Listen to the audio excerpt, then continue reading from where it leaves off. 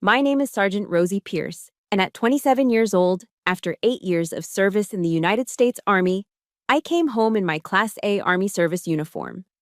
Not for a parade, but to bury my grandmother, the last person who had ever loved me unconditionally. Inside the cold living room of Blackwood Ranch, a place that once smelled of my grandmother's baking, there was now only the cheap perfume of Morgana, the woman my father brought home. As the lawyer finished reading the will, leaving the entire ranch to me, she smiled a brazen smile, placed a hand on her stomach, and announced to everyone, "Well, that settles that. This house needs a real matriarch, not a soldier who's never around." My father, Alistair, wouldn't even look at me. He turned away and muttered, just loud enough for me to hear, "You abandoned her when she needed you most. This is the price you pay." A lump formed in my throat, but a soldier doesn't cry. Before I tell you my story, let me know where you're watching from in the comments. Hit the like button and subscribe if you've ever felt like a stranger in your own home, and if you believe the hardest battles are sometimes fought right on your own doorstep. The last of the mourners finally left, their sympathetic murmurs fading into the silence of the vast Montana sky. The heavy oak door clicked shut, sealing me inside a house that was no longer a home. It was just a structure, cold and alien, haunted by the ghost of what it used to be. My dress uniform felt stiff and out of place. Without a second thought, my boots found their familiar path, carrying me toward the staircase, toward the one place I thought I could still retreat to, my childhood bedroom.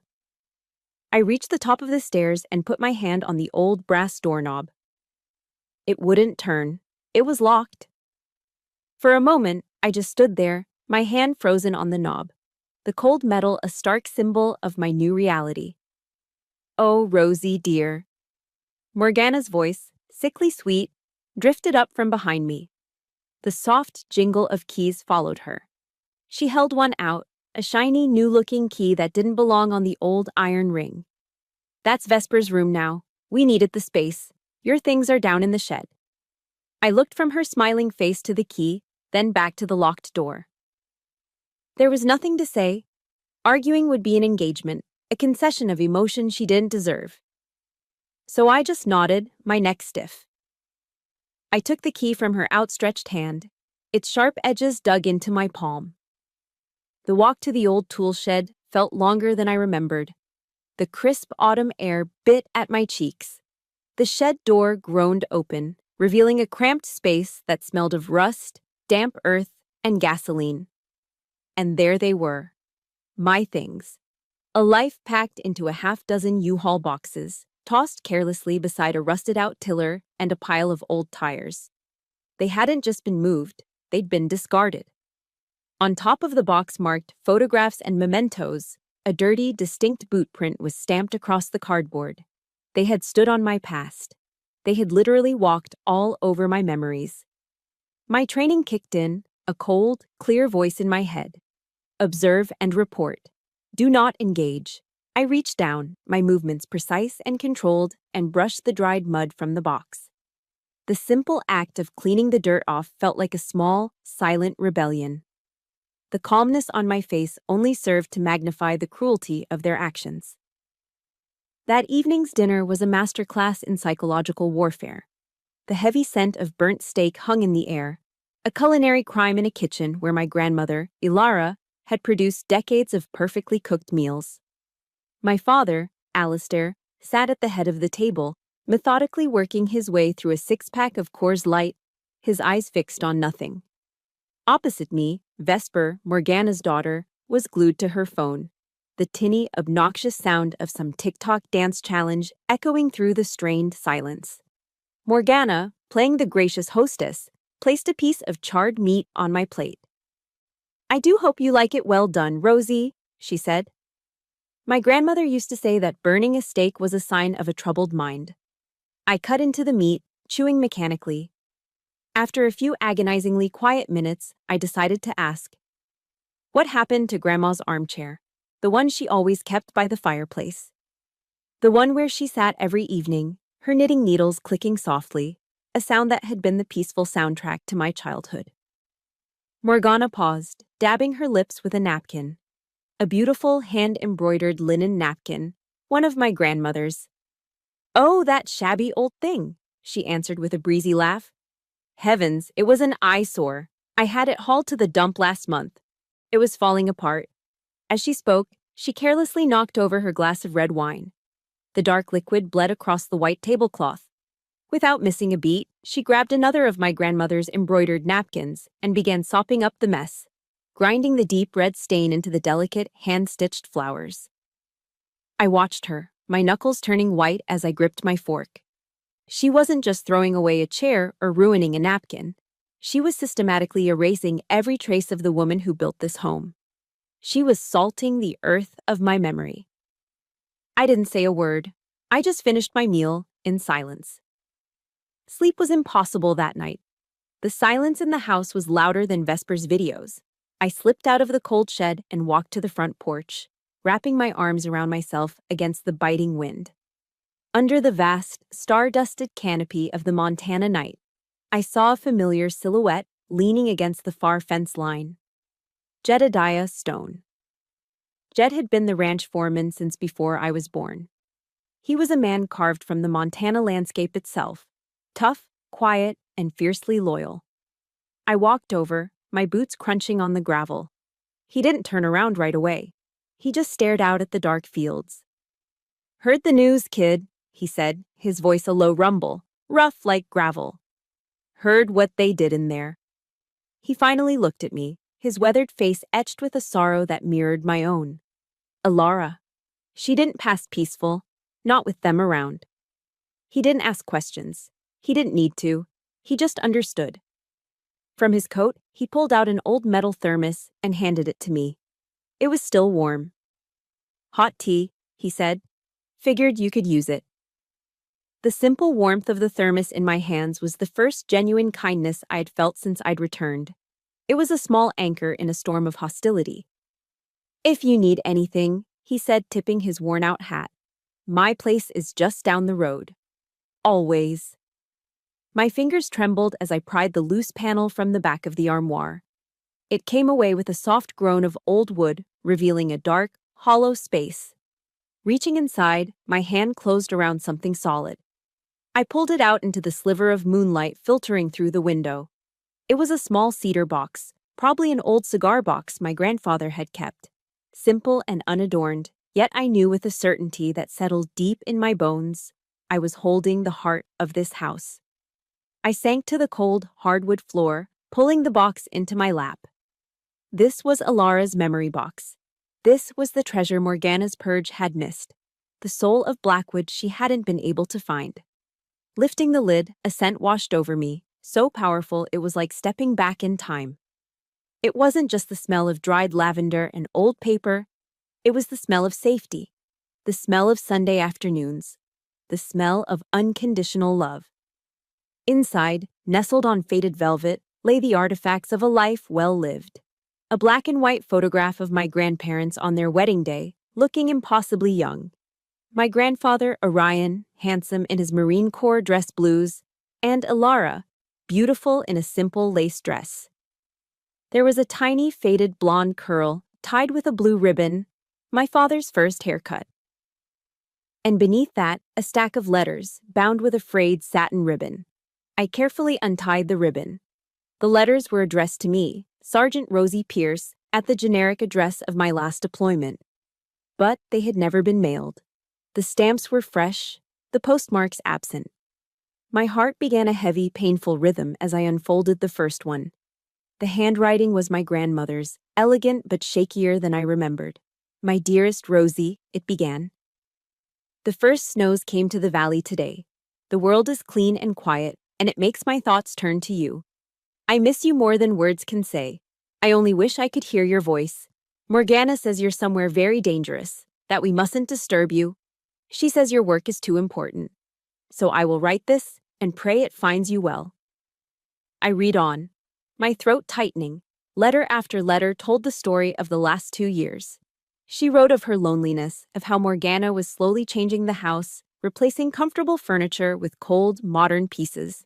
She wrote of my father, Alistair, growing more distant, disappearing into a bottle more each night. Another letter, dated 6 months before she died, was smudged with what looked like a teardrop. "She's taken to answering the phone for me," Ilara wrote. "She says it's to keep me from getting tired." A few of my old friends from town said they tried to call, but Morgana told them I was sleeping. "I feel like a prisoner in my own home, Rosie."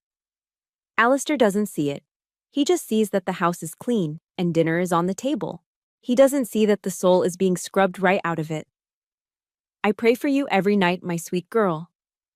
I pray you come home soon."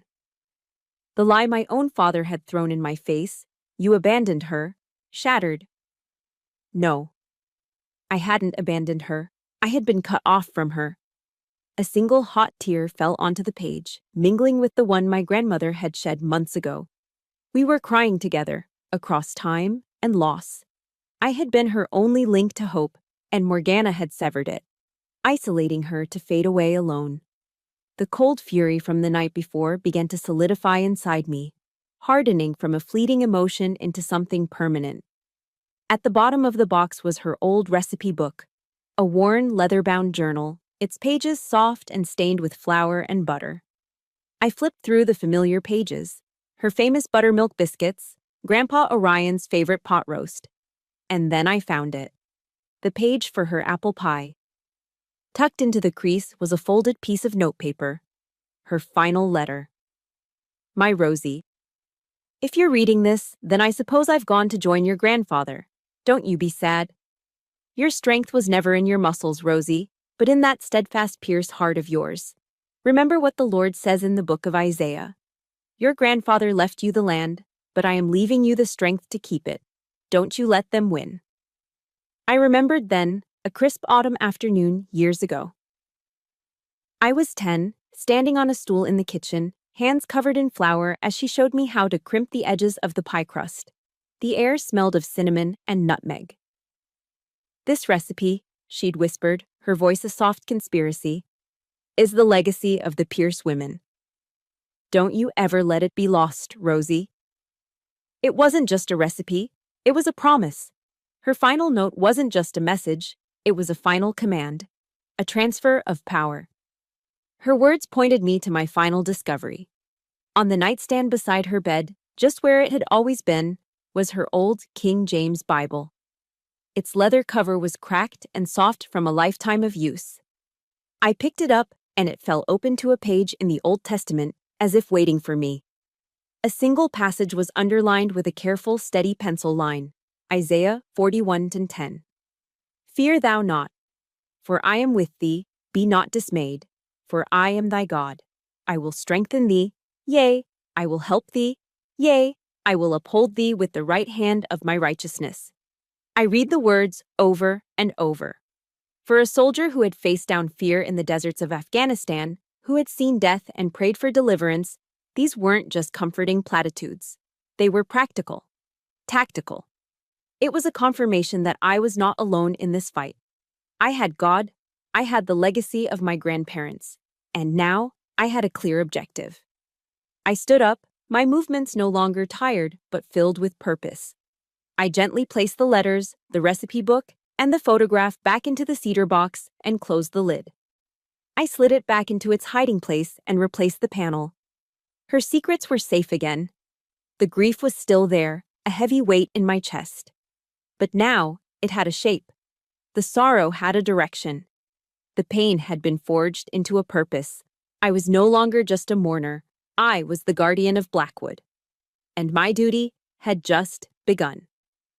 My grandmother's secret gave me a mission, and a mission is something I understand. It clarifies the mind, it silences the noise. So, I accepted my new billet in the shed without a single word of protest. To Morgana, it was a banishment, a final humiliation. To me, it was a tactical advantage, an outpost, a forward operating base.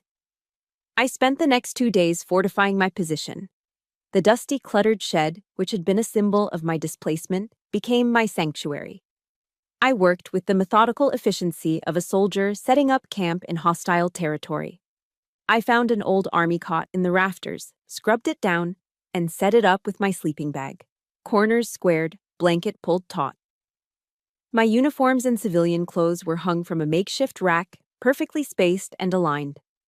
I cleared a corner, setting up a small folding table with my laptop and a standard-issue green logbook. Every item had a purpose and a place.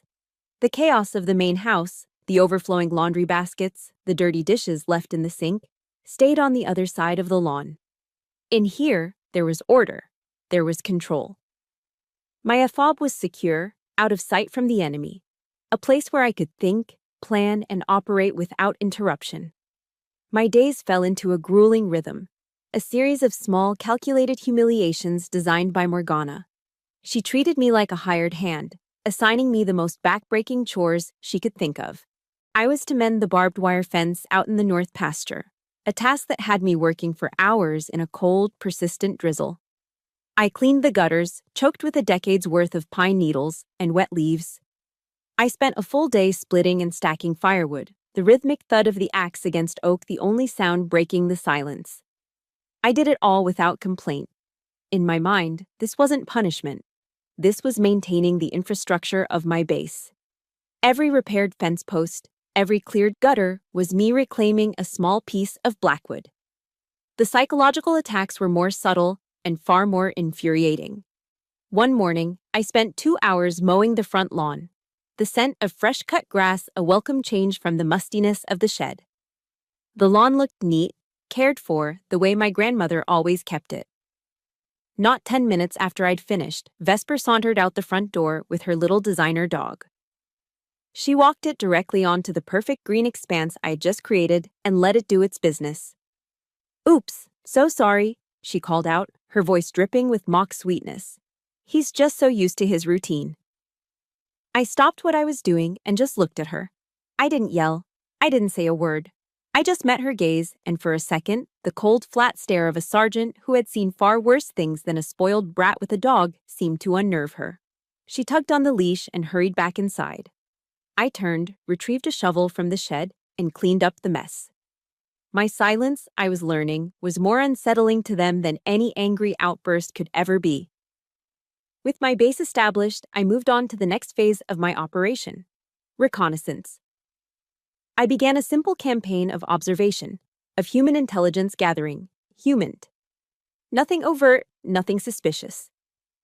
I just watched, and I listened. And I took notes in my green logbook every night. I mapped out their patterns.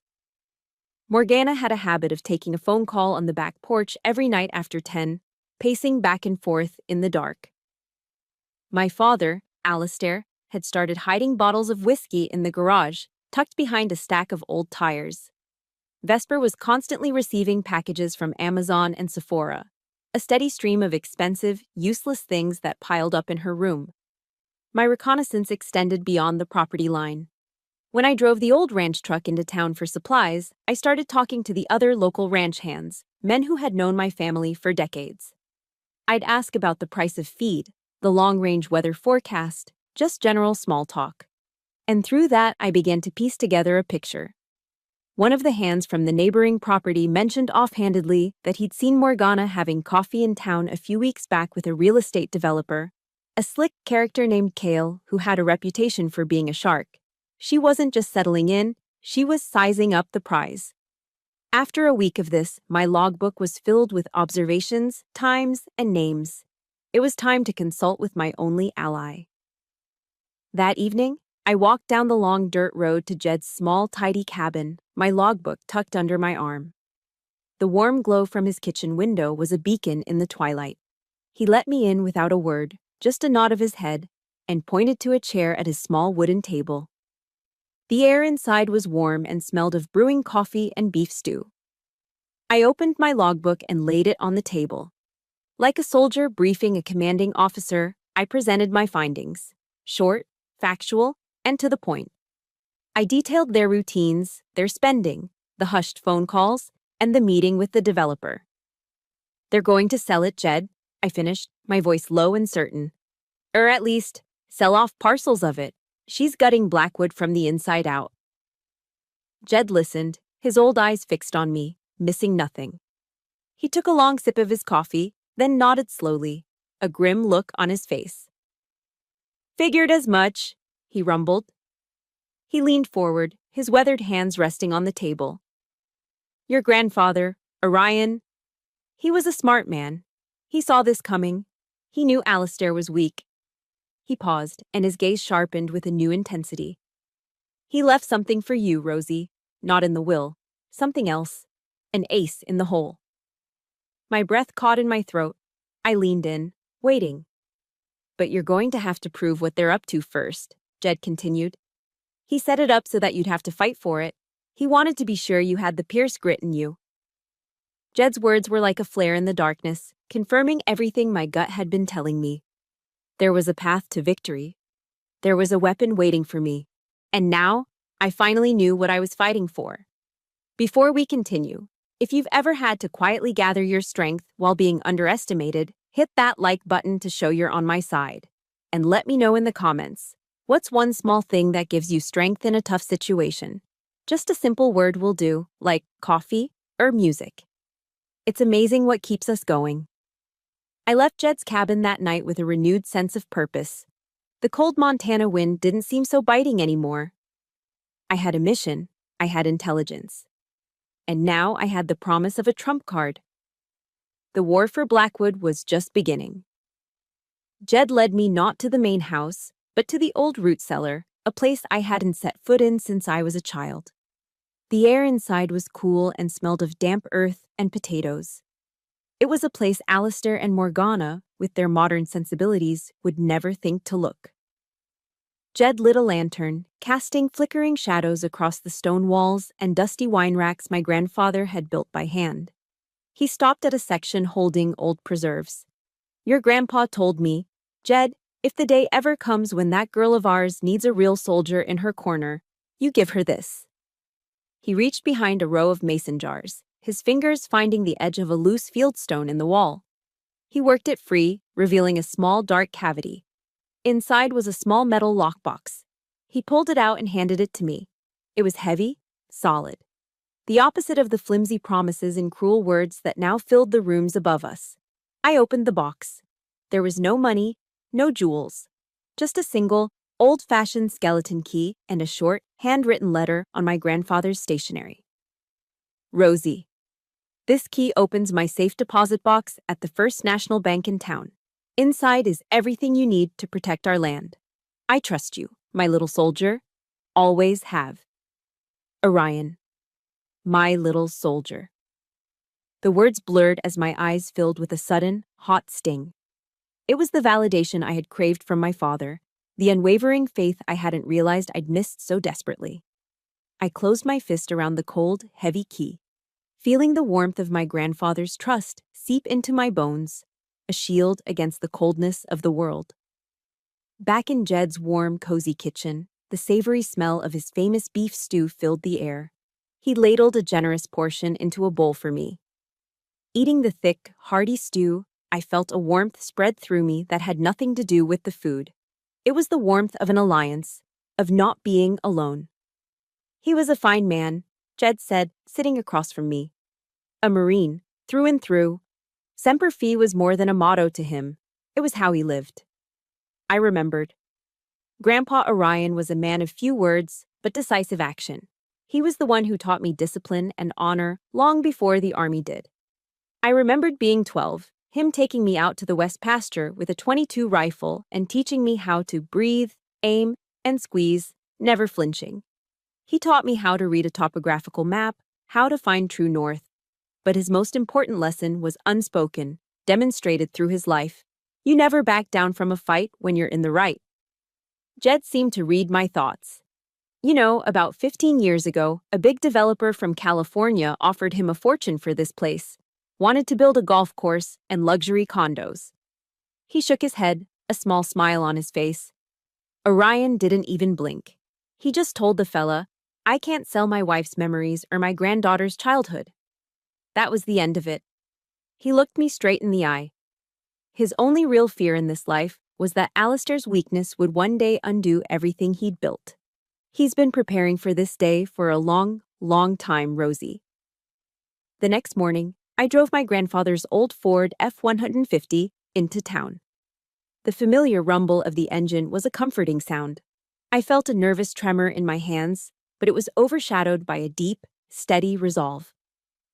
The First National Bank was a brick building on Main Street, a place that felt like it hadn't changed in 50 years. The manager, a kind, elderly man named Mr. Abernathy, was a friend of my grandfather's. He greeted me not just with sympathy, but with a deep, quiet respect. "Rosie," he said, his eyes kind, "your grandfather told me you might be coming one day, said you were the toughest Pierce of them all." He led me down to the vault. The great steel door swung open, and he unlocked safe deposit box number 41-10.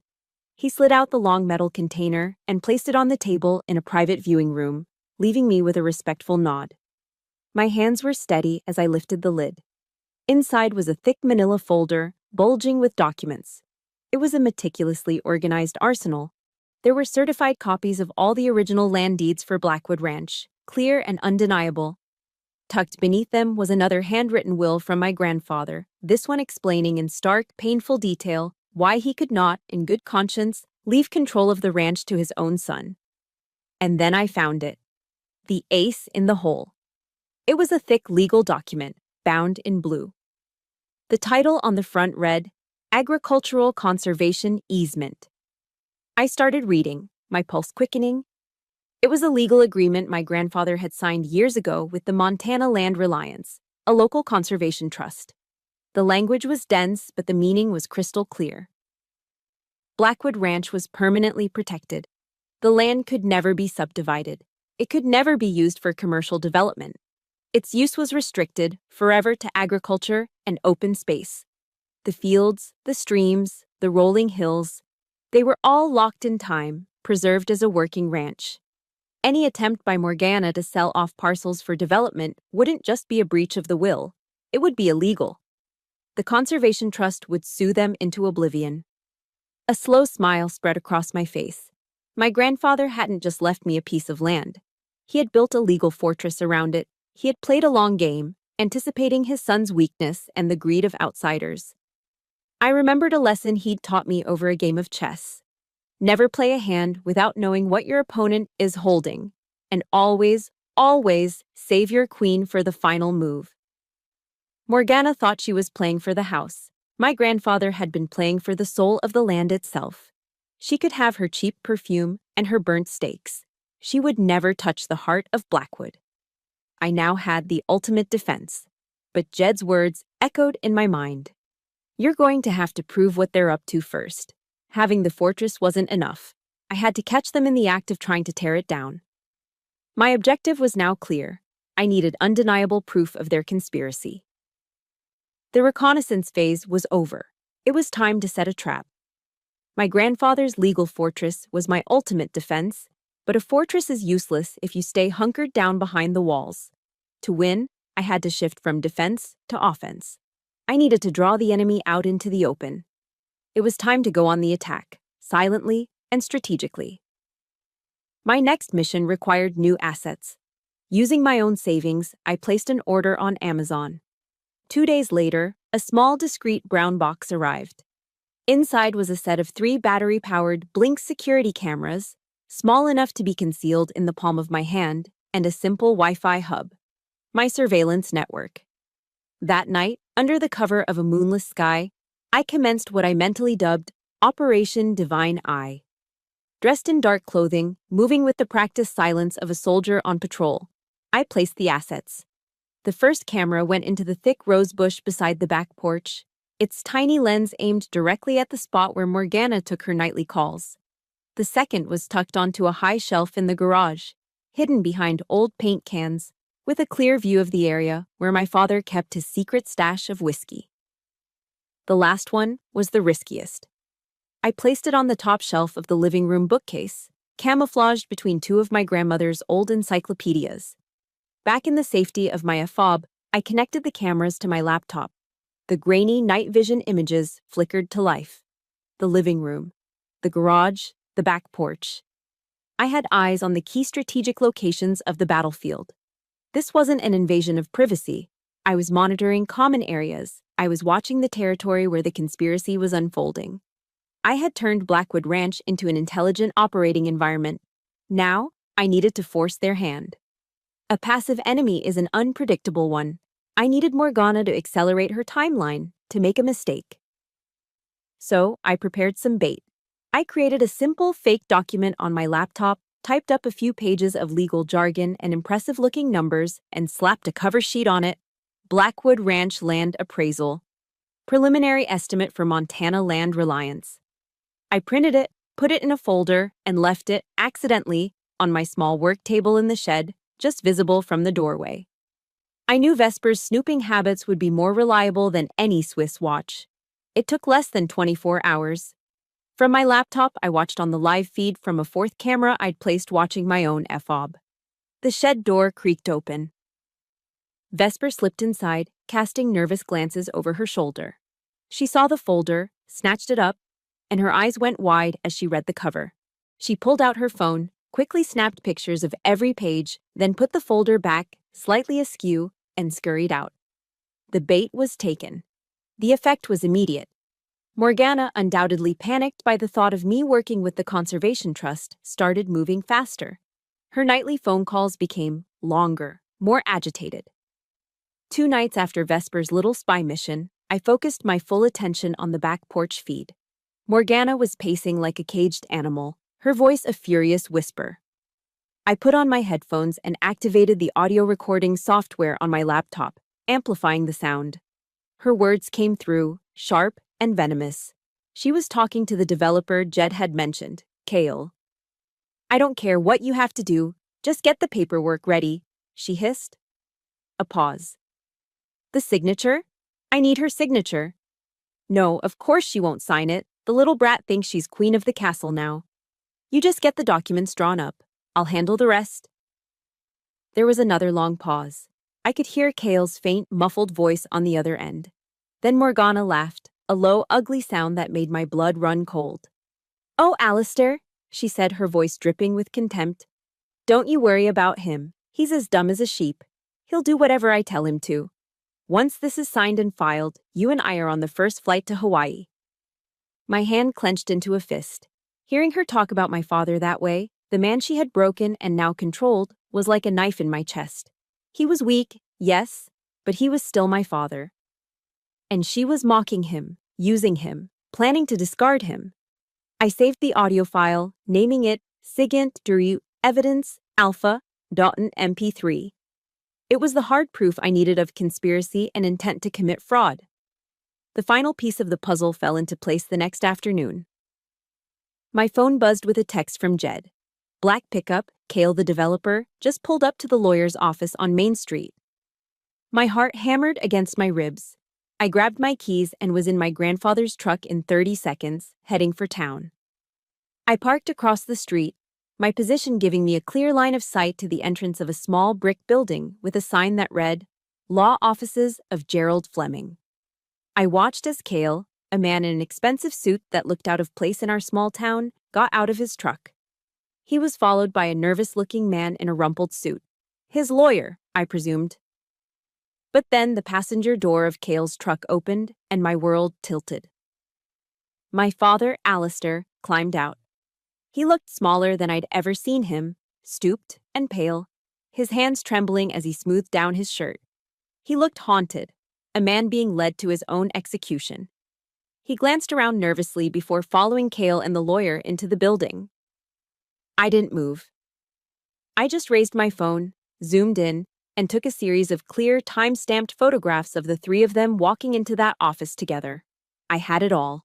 The motive, the conspiracy, the intent to defraud, and now, the visual confirmation of my own father's complicity. They were in there right now, preparing a forged power of attorney or some other fraudulent document to try and steal my birthright. I put the truck in drive and turned back toward the ranch.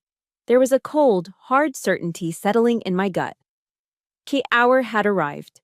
The time for observation was over. It was time to end this war. I drove back from town with a block of ice where my heart should be. The image of my father, stooped and broken, following those sharks into the lawyer's office was burned into my mind. He had made his choice. He had chosen them over me, over his own parents' legacy.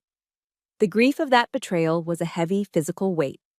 But the sight that greeted me when I turned down the long gravel driveway to Blackwood was something far worse.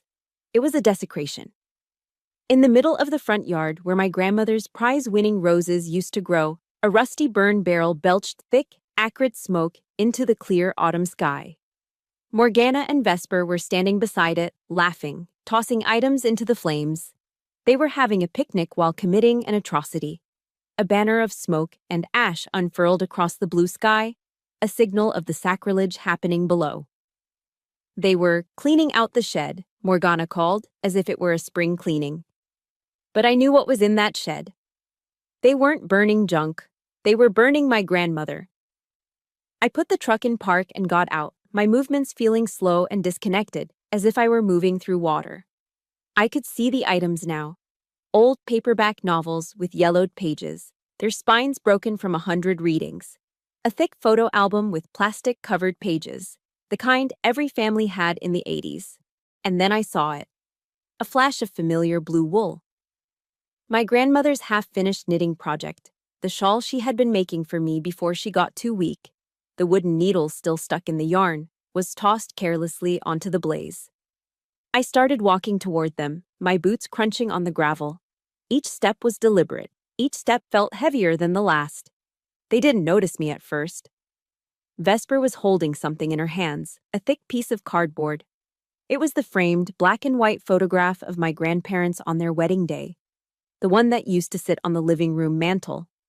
"God, they look so frumpy, don't they?" Vesper said with a sneer. And then, with the casual indifference of someone tossing a piece of trash, she threw it into the fire. I watched as the flames licked at the edges of the frame. The old photo paper began to curl and blacken. The image of Orion and Alara, their faces so young and full of hope, the very foundation of this ranch, distorted in the heat, bubbled and then vanished into a flurry of gray ash. And in that instant, something inside me broke. All the discipline, all the training, all the orders I'd given myself. Observe and report.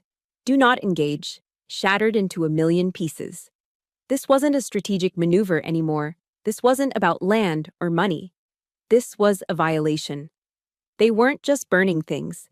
They were burning the love that built this place. They were burning my soul. I didn't scream. I didn't charge. The rage that filled me was too immense for that. It was a cold, silent, white-hot fury. I reached the burn barrel, my presence finally registering with them. I picked up a long iron poker that was resting against the side, its metal cool against my palm.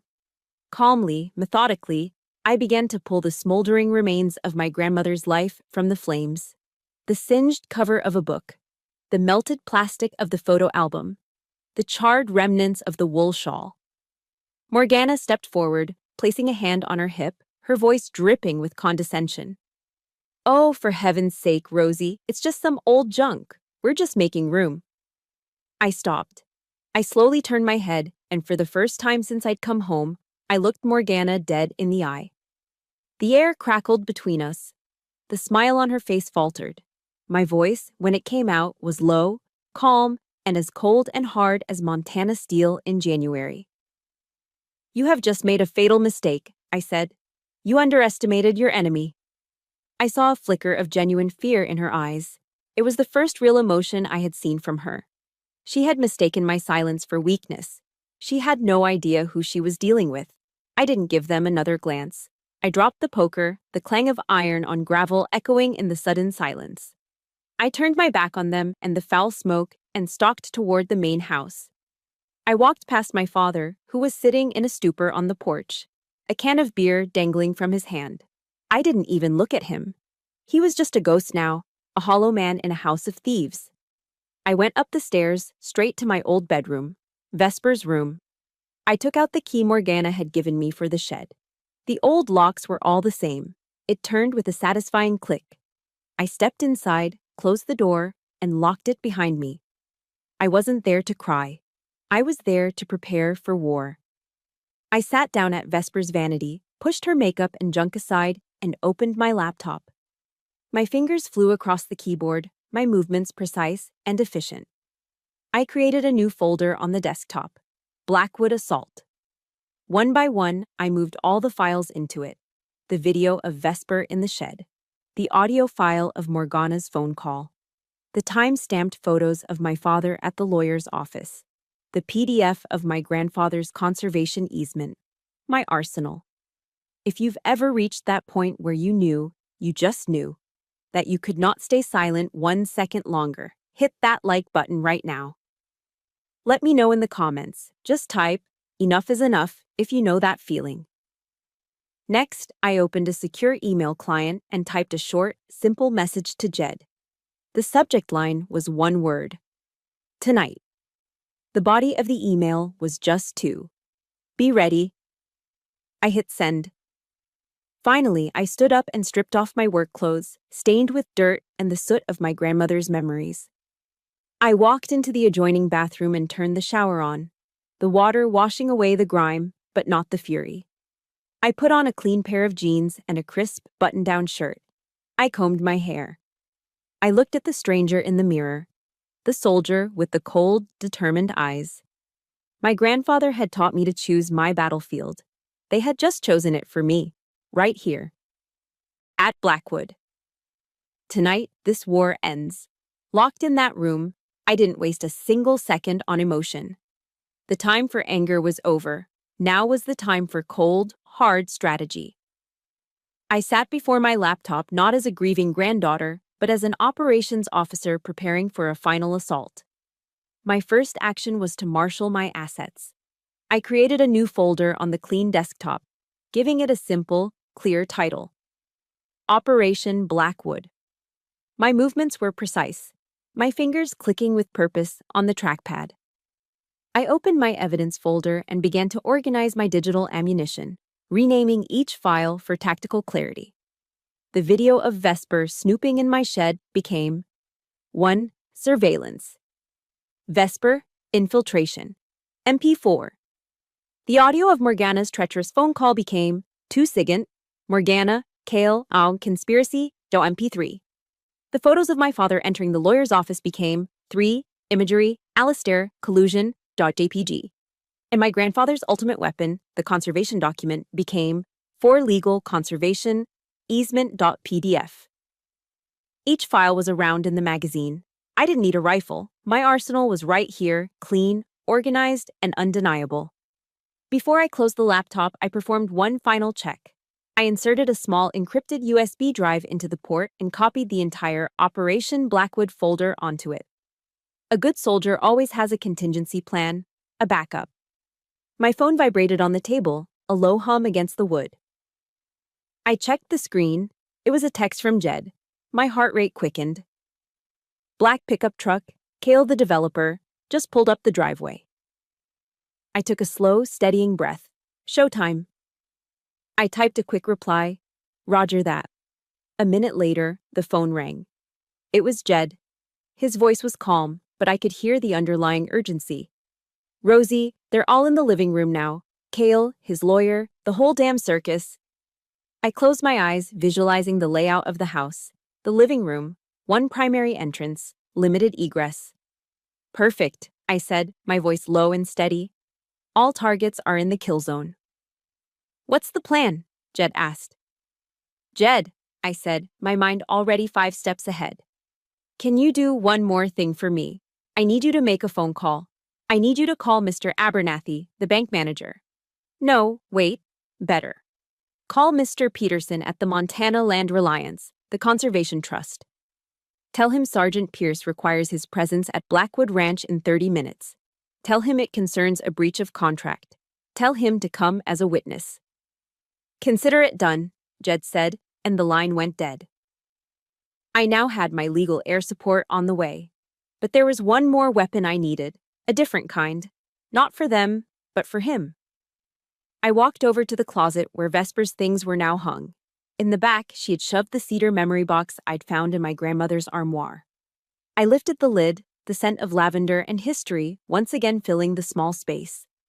I reached past the letters and the photos of my grandparents. I was looking for something specific. I found it at the bottom.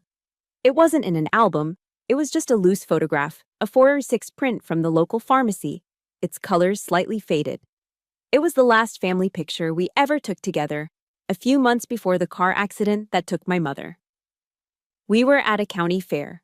My father, Alistair, was in the middle, his face split by a genuine, unforced grin. He looked happy. He looked alive. One arm was wrapped around my mother, and the other was holding a small, gap-toothed version of me, a giant cone of cotton candy in my hand. We were a family, whole, unbroken. This was my psyops weapon, my psychological operations, not designed to wound, but to shatter a carefully constructed reality. This was my silver bullet, and it was aimed directly at the heart of the man my father used to be. I carefully folded the photograph in half and slipped it into the breast pocket of my shirt, right over my heart. My final preparations were complete. I stood up, took one last look around the room that was once mine, and walked to the door. I unlocked it and stepped into the hallway, holding nothing in my hands but my cell phone. I started down the stairs. My boots made no sound on the old wooden steps. I moved with a fluid, practiced silence, a ghost in my own home. My breathing was even, my pulse steady. This was it. The final infiltration. The approach to the objective. From the bottom of the stairs, I could hear them. The sound of their victory. The clinking of glasses. Morgana's shrill laugh. The low murmur of men's voices, congratulatory and self-assured. I reached the doorway of the living room and paused, just out of their line of sight. They were all there, just as Jed had said. Morgana, Vesper, Cale, and his lawyer were gathered around the coffee table, raising glasses of cheap champagne. On the table was a stack of legal papers, and my father.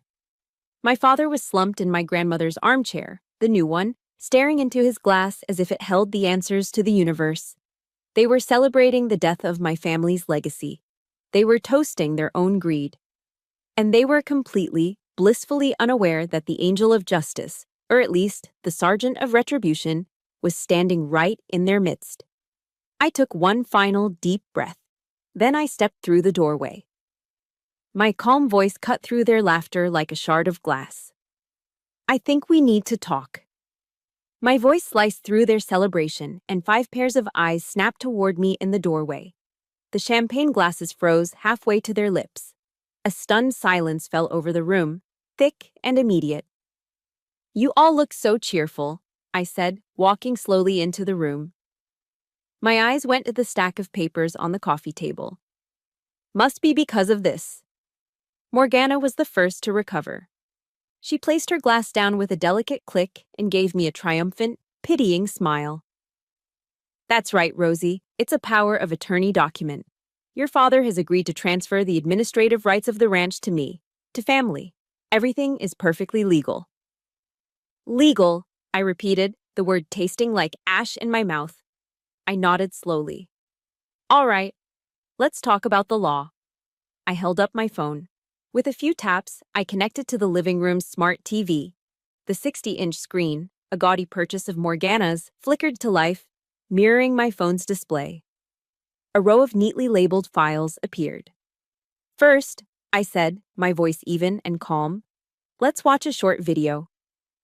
Exhibit A. I pressed play. The grainy, time-stamped footage from my fobs filled the screen. The image of Vesper, her face illuminated by her phone, sneaking into my shed and snapping pictures of the fake land appraisal, was broadcast in high definition. Vesper made a small strangled noise and her face went the color of chalk. Morgana shot her a look of pure fury. Next, I said, not giving any of them a moment to breathe or formulate a defense, let's listen to an audio file. Exhibit B. Let's see just how legal this family arrangement is. I tapped the second file.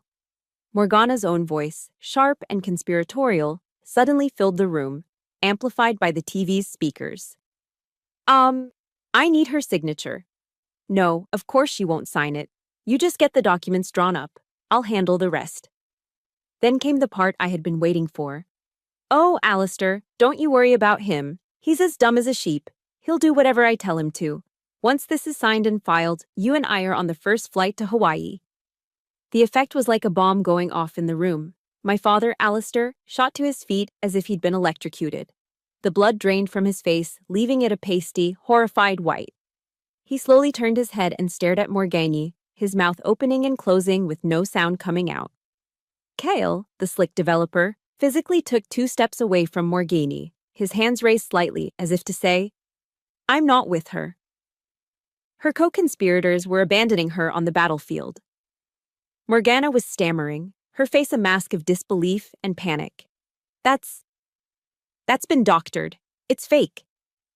And finally, I said, my voice cutting through her pathetic denials, "Even if you had managed to forge my signature on that document?" I paused, letting the weight of the word forge hang in the air. "It would be completely and utterly useless." I tapped the final file. The crisp black and white text of my grandfather's agricultural conservation easement filled the screen. I scrolled slowly, letting the key phrases shine. Perpetuity. No subdivision. Commercial development is strictly prohibited. This ranch, and every acre of it, is legally protected, I announced to the silent, horrified room. It can never be broken up or sold to developers. Your entire plan isn't just a violation of my grandmother's will, it's a felony. A deliberate attempt to breach a binding legal contract with the Montana Land Reliance. As if on cue, the front door opened. Jed stepped inside, his face grim and determined. He held the door open for the man behind him. Mr. Peterson, a distinguished gray-haired man in a tweed jacket, his expression serious and authoritative. He nodded at me. "Sergeant Pierce," he said, his voice carrying the weight of the law. "We received a call regarding a potential breach of the conservation agreement on this property. It seems we've arrived just in time." The room imploded. Morgana started shrieking, a string of incoherent accusations about me, about the will, about everything. Vesper burst into tears. Kale and his lawyer, seeing the official from the Land Reliance, began frantically stuffing papers into their briefcases, their eyes darting toward the exit like cornered rats. But I wasn't looking at them. My eyes were fixed on my father. He had collapsed back into the armchair, his body shrinking in on itself, his head buried in his hands. He was a broken man, brought down not by my attack, but by the weight of his own weakness. I walked slowly across the room, the chaos fading into a dull roar around me. I reached into my shirt pocket and took out the folded photograph. I didn't slam it down. I placed it gently on the coffee table in front of him. The joyful faces of a young family stared up at him from the faded print. My voice was quiet, so quiet only he could hear it over the ringing in his ears. "This was the man I used to know," I said softly, but every word was a hammer blow against his soul. A husband who loved his wife, a father who was proud of his daughter, a man who smiled like he meant it. I leaned in closer. "You let that woman in this house kill him. And tonight? Tonight you stood by and helped her burn my mother's memory to ash." He lifted his head, his eyes red-rimmed and hollow. He looked from the photograph of the man he once was to my face, the face of the daughter he had betrayed. And for the first time in 8 long years, my father began to sob. Not the quiet tears of a drunk, but the deep, ragged, gut-wrenching sobs of a man who has just been forced to look at the wreckage of his own life. The battle for Blackwood was over. I had won. But standing there, listening to the sound of my father's heart breaking, it didn't feel like a victory. It just felt final. The explosion in the living room didn't end with a bang, but with a slow, pathetic fizzle. With Mr. Peterson from the Land Reliance standing there, his expression a stony mask of legal authority, there was no room for Morgana's lies. Faced with the very real threat of a lawsuit for felony fraud, a lawsuit they would unequivocally lose, she and Kale folded. There was no grand exit, no final dramatic confrontation. There was only the quiet, humiliating task of packing. Under the watchful, silent gaze of Jedediah Stone, Morgana and Vesper scurried around the house, throwing their clothes and gaudy possessions into suitcases. They didn't speak to me. They didn't even look at me. I was no longer an obstacle. I was the unmovable force that had broken them. I didn't say a word to them either. I just stood on the front porch, my arms crossed against the cold night air, and watched. I watched as Kale loaded their bags into his black pickup truck. I watched as Vesper shot one last, hateful glare at the house. And I watched as Morgana got into the truck without a backward glance. There was no joy in my victory, no satisfaction, just a profound, bone-deep exhaustion. The kind you only feel after a long and brutal war. I stood there until the red glow of their taillights vanished at the end of the long dirt road, swallowed by the immense darkness of the Montana night. The enemy had been routed. The cost was yet to be counted. The next morning, I found my father. He wasn't in the house. I found him out in the west pasture, leaning against a fence post, staring at a section of barbed wire that had come loose. A section I had been scheduled to fix. He looked like a man who had aged a decade overnight. His eyes were puffy and bloodshot, his shoulders slumped in defeat. He saw me coming and straightened up, but it was a weak, hollow gesture. He started talking before I was even close, the words tumbling out in a desperate, rambling torrent. He talked about how lonely he'd been after my mother died, how Morgana had seemed so full of life, how he'd let his jealousy of my grandfather's love for me twist him into something ugly. It was a pathetic litany of excuses I had heard in pieces my whole life. Then, he did something I never expected. He sank to his knees in the damp dirt and reached for me, his hands grabbing the cuff of my work jeans. "Rosie, please," he sobbed, his face contorted in misery. "Please forgive me. Don't make me leave. This is my home." I stood perfectly still, letting his words, his tears, his desperation wash over me. I looked down at the top of his graying head, at this broken man who shared my blood, and all I could see was the image of my grandparents' wedding photograph curling into black ash in the fire. All I could hear was his voice, his own voice, muttering in the living room, "This is the price you pay." He had been right. This was the price. His price. Gently, but firmly, I pulled my leg free from his grasp. He looked up, his tear-streaked face full of a desperate, childish hope. It was a look that might have broken my heart a month ago. But I wasn't the same person who had stepped off that bus. "I'm not kicking you out," I said, and the sound of my own voice surprised me. It was flat, calm, and distant. I didn't call him Dad. The word felt like a lie. "But you can't stay here. Blackwood needs to heal, and so do I." The last glimmer of hope died in his eyes. He finally understood. My gaze held no hatred, no rage, but it held no warmth either. It was the polite, impenetrable look you give a stranger you'll never see again. I had drawn a line, not in the dirt, but in the space between us, and he knew he could never cross it again. He didn't argue. He just nodded, a single jerky motion, and pushed himself up from the ground. He walked back to the house and packed a single duffel bag with what little was truly his. He got into his old, beaten-up Dodge Ram and started the engine. I stood by the fence and watched him drive away. I watched until the truck was just a tiny speck on the horizon, until the trail of dust it kicked up had settled back onto the earth. A whole section of my life, the part that held a father and a family, had just vanished with that dust.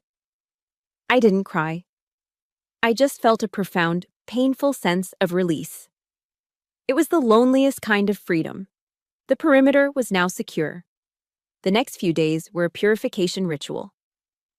Jed and I began the great cleansing of Blackwood. We were a silent, efficient team. We hauled all of Morgana's cheap, ostentatious furniture out to the curb with a free sign. We took down the gaudy synthetic curtains and let the clean, bright sunlight flood the rooms for the first time in years. We threw open every window in the house, letting the sharp, clean Montana wind sweep through the halls, chasing out the last lingering scent of cheap perfume and betrayal. It was an exorcism. I took the few precious items I'd rescued from the fire and, after carefully cleaning them, placed them back where they belonged. A few of my grandmother's books went back on the mantelpiece. A small singed corner of her shawl I draped over the rocking chair she should have had. The house began to breathe again. It started to feel less like a crime scene and more like a sanctuary. One afternoon, after all the work was done, I stood alone in the center of the quiet, clean living room. The silence was absolute. The battle was over. The enemy was gone. The land was safe. I had won. But standing there, in the echoing stillness, a single, heavy question settled over me. Now what? The question that had echoed in the empty living room, now what, found its answer not in a sudden revelation, but in the slow, steady rhythm of the changing seasons. As the harsh Montana winter loosened its grip and the first signs of spring appeared, so too did a new sense of purpose begin to thaw within me. Blackwood was no longer a battlefield to be won. It was a sanctuary to be nurtured. With Jed by my side, and with the quiet, unquestioning help of neighboring ranchers who seemed to understand that Blackwood was back in the right hands, we began the work of revival. We didn't just go back to the old ways. I took everything the Army had taught me about logistics, efficiency, and resource management and applied it to the ranch. We mapped out crop rotations like campaigns, managed supply chains for feed and seed, and streamlined the daily operations until the ranch was running more productively than it ever had before. My past and my future were no longer in conflict. They were working together. One crisp spring morning, I took a shovel and walked to the small, quiet hill where my mother, Serafina, was buried. Just below her simple headstone, I tilled a small plot of earth, my hands working the rich, dark soil. There, I planted a garden of lavender. As the tiny green shoots began to push their way toward the sun, I felt like I was planting a promise.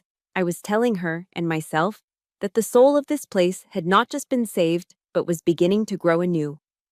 The answer to, now what, became clearer. Blackwood was too vast, its peace too profound to be kept for myself alone. I thought of the women I had served with, women who carried invisible wounds far heavier than any duffel bag, women who returned from war only to find themselves fighting a new one at home, a battle of reintegration and misunderstanding. I had a fortress. It was time to open the gates. I made a call to a veteran support center in Helena. I drove there the next week and laid out my plan. It wasn't charity, it was a new kind of deployment. I called it Serafina's Promise. We would offer a place at Blackwood for female veterans struggling with PTSD, anxiety, or the simple, crushing difficulty of finding their place in a world that no longer felt like theirs. They would not be employees. They would be comrades.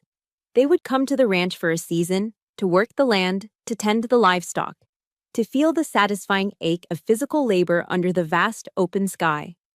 They would trade the chaos of their memories for the quiet rhythm of the seasons. They would heal together. I had fought to save my family's legacy, and in doing so, I had discovered its true purpose, to become a sanctuary for my sisters in arms.